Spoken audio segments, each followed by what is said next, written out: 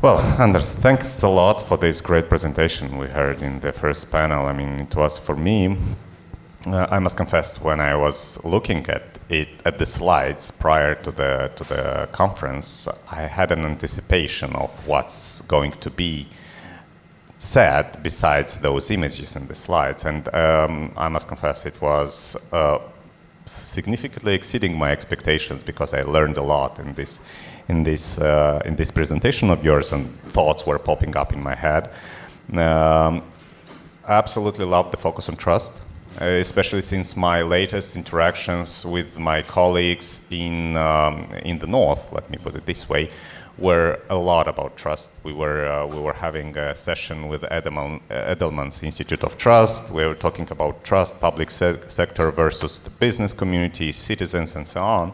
And I'd like to explore a bit more in the upcoming few minutes, and to somehow to start from your phrase in the presentation, whether is it possible to like an institution which takes your money. So let me rephrase it. Is it possible for an institution to be trusted when taking your money? But before going into that, I'd like to link it also to some elements of cultural context. I mean,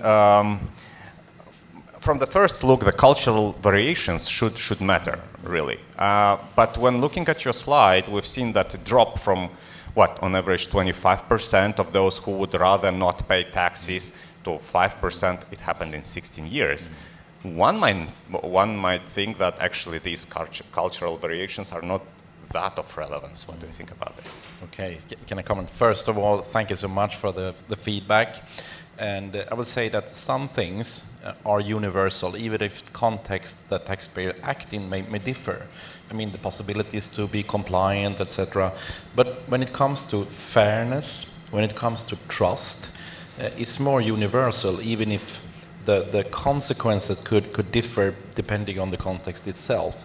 So I think that understanding that we're human beings acting in a context, and we as tax administration have to understand this context and try to influence it in a way that it's more pro-compliance. I think that is the way forward. Okay, so then when putting it into context, let's travel from the North to Eastern Europe, right? And here in Eastern Europe, I think that there might be historic distrust in public institution coming up from the past 100 years of, yes, of geopolitical changes and challenges here. Now, basically, this implies the attitude A to be present from your slides, right? How do you do then in confronting this environmental impact and jumping from attitude A to the attitude C without getting through B? We don't have that much time as you have. No, I understand. But first of all, you need to have knowledge what it looks like in the context. In our case, I said in my presentation that we had strong assumptions ourselves, but they didn't match. It was always something new that come up when we really listen to taxpayers, and to bring this into the organization in order to transform. So it's a lot of discussion with staff and managers about why this is important. That is the single most question we get. Is it something wrong with the way we carry out our business today? And to put it in a strategic context, that trust, fairness helps us in our overall mission. So by also looking at the way we carry out what we're doing, we must do the right things, of course, but also the way, the manners we do them. If we can match them together, we have a much stronger position to make a good result. That's yes. A no pressure thing, right? No, but just to say that we've had staff during our transformation, they were so angry, especially when it comes to attitude. Some said that, well, this is the worst thing that ever happened for the Swedish tax agency. This was a long time ago. So some were so angry that they quit. So you have to prepare that there will be some resistance when you do that. But at the same time, you have lots of managers and staff that says that, well, finally, it's good that we look at how we carry out what we're doing, and it's made us more proud as well, understanding the role we fill in the larger society. Oh, So basically, we are talking about internal perception in the Yes. institution, but also external perception of those we are interacting with, the taxpayers, right?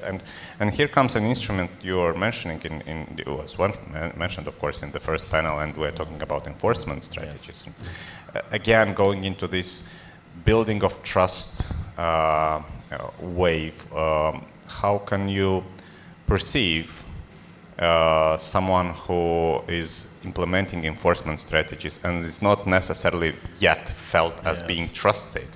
And how do you actually overcome that perception of Yes. untrust and try to build it on further with your counterparts? Yes, I would say that talking about enforcement strategies is the wrong thing. Okay. Yes, because you have to talk about strategies, and enforcement is a way or tool we can use in order to achieve compliance. So you have to put enforcement in the context as well. So you have enforcement, you have possibilities to comply, you have good treatment, everything. We will strive for the perfect mix of everything we do in order to achieve compliance. So I think in order to use enforcement, we do that, of course, in a legitimate way. We also have to provide taxpayers a fair chance to do it right from the start. Indeed. And then it's not enforcement, it's like we do something by this understanding in order for the enforcement part to also be seen as fair if you got a fair chance to do it right. So this combination, not only talking about enforcement, but enforcement together with other tools, I think it's a very important thing to do. Okay. So not a service strategy, not an enforcement strategy, a strategy. A strategy. Yes. Okay. And how would you then, where would you put digitalization in that strategy? I mean, and let me make it a bit more sure. complicated for you. We all tend to declare, at least, or think of that digitalization is the key of solving the issues we might have in building trust as well. Now, what we've seen in the slides I've presented with on the survey we have run with our members, AmCham Moldova members, the interpersonal interaction is also important, and to me, it's a thin line between that digitalization effort, which actually is reducing a lot, almost virtually to none, interpersonal interaction. Where do you put that line? And to which extent that line is actually making it less productive than helps in increasing the productivity of the process? I would say that's an excellent thing to think of, because from our point of view, you should have trust in an institution even if you don't interact directly. So in that sense, we have to see that how can we contribute to a system that taxpayers trust? Let's say that we cooperate with those who developed a business system for the taxpayers. If taxpayers do not trust these systems, then we will face the consequences. Mm-hmm. So in that sense, we think it's better that we contribute, but we have to look at trust that way, that you trust that our powers is used in a legitimate way, we handle data in a legitimate way, and you're always welcome if something is not working. So I think when it comes to digitalization, as you say, digitalization is an enabler. It affects both the possibilities to be compliant, but it also affects the traditional ways of looking into enforcement. I mean, solutions that we can make in the future with the help of digitalization will be completely different if we do it right. But you know, as Henry Ford said, if you ask people what they want, it's faster horses. Yep. So let's not get into that trap. Let's say that, okay, listen, something here that people describe as the faster horses. But if we zoom out, maybe we can make the system work better just by sharing information between one institution to another, facilitating the environment for taxpayers. So I think that one very, very important challenge is not the technology in itself, it's our mindset, our view, or old view sometimes, of how we see the reality. And then when we put digitalization on top of that, well, it's more or less doomed that we end up in the old solutions with digital on top digitalized. of it. Yes, like let's say that we have a small company, yeah. And we, as a Swedish tax agency, we make an e-service of our process, 100% digital. But then this taxpayer or business owner has like 50 other agencies to consider. And let's say they do the same. So from the business perspective, they have 50 different e-services.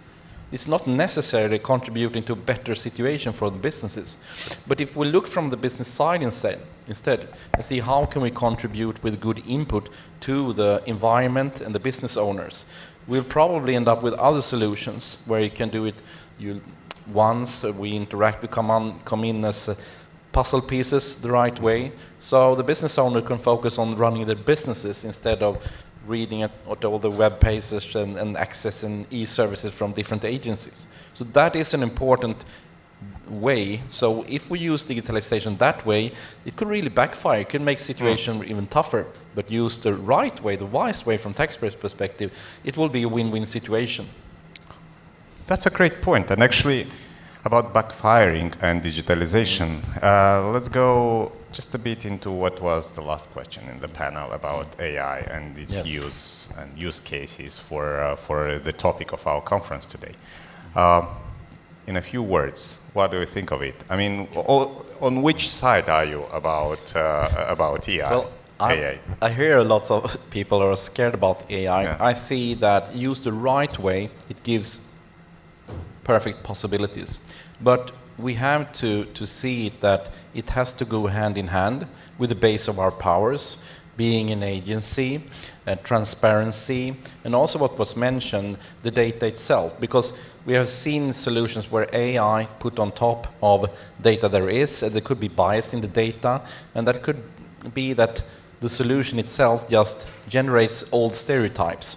But if we are aware of that, we could use AI to help making better decision, to understand the tax law, which is very complicated, in a way that could facilitate businesses' possibilities of doing business, striving for more right from the start. So I am the positive guy when it comes to AI, but it has to be done with the right way. Of course, and if you have a figure off the top of your head, what's the current usage of AI tools of any form in the tax authorities, maybe in Sweden, but anywhere else if you are aware of?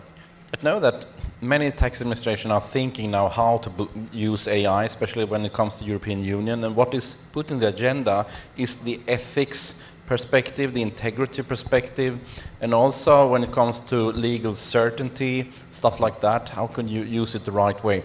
So I'll say that AI, we have some solutions now, but that they're not so advanced, but there are potential to develop further. Okay. Yes. Have a question if you have anything about AI here. No, we don't, because it's so you need to issue a new edition of this book. And we do it together with you. Development of Moldova could be the next book, I think. Oh, actually, yes. Could be. Please consider us for that. Yeah. And thanks again for the book. I haven't read it yet in details, but as you know already, I haven't found AI captured here, so I've looked into it. I think our time is up, and we could continue talking about this topic, given your experience and actually very both Nordic, but also close to our heart vision of how the things should be run in the tax environment. We hope to see you here again and again for our future editions of the conference. And I hope you have enjoyed it so far, and hopefully you'll enjoy the rest of it and Chișinău and Moldova broader. Just to say that, as I said in my speech, that Moldova always has a place in my heart from the experience I have from the past. And it's a collaboration that I think is a win-win situation. We share our experiences, you share your experiences. As I said, when it comes to the view of digitalization, I think sharing these views is something that helps all tax administrations to take wise steps further.